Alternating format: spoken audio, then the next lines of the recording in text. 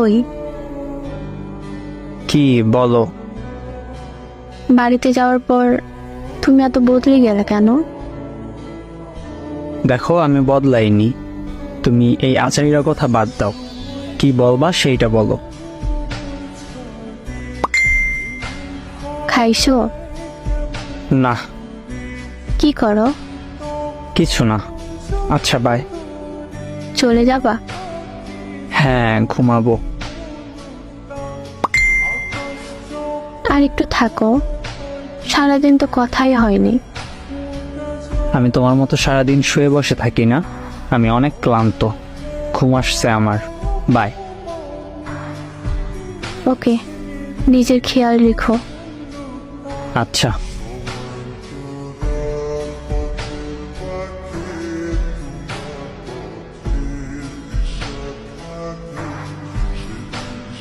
ওই ওই কি হইছে?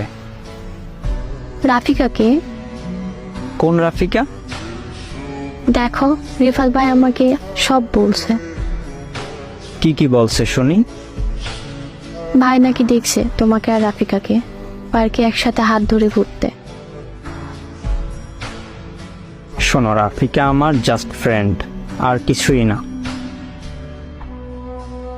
ও আজকাল জাস্ট ফ্রেন্ডের সাথেও বুঝি রুম ডেটে যাই? ও আচ্ছা, মানে কি বলতে চাও? রিফাত ভাইয়া দেখছে তোমরা আবাসিক হোটেল থেকে বের হচ্ছ। আচ্ছা, তাহলে সব জেনেই গেছো।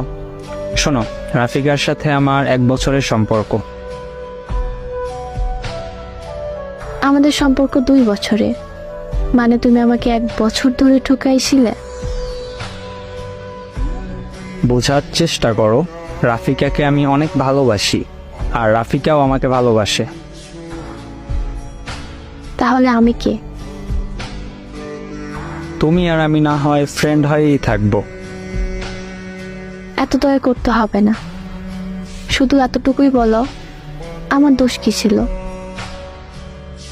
তুমি আজ অব্দি তোমার হাতটা আমাকে ধরতে দাও নাই, আর তুমি কেমন যেন খ্যাত টাইপের। আর ওদিকে রাফিকা কি দেয়নি আমায়? ও তাহলে কি আমাদের সম্পর্ক এখানেই শেষ? হ্যাঁ, আর কিছুদিন পর রাফিকাকে বিয়ে করব। ও তুমি বিয়েতে আসলে খুশি হব। আর হ্যাঁ, আমাকে আর বিরক্ত করবে না প্লিজ।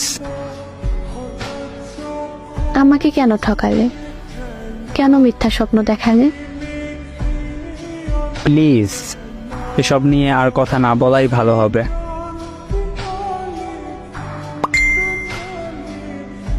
ওই ভালো থেকো। আল্লাহ হাফেজ। ওই ওই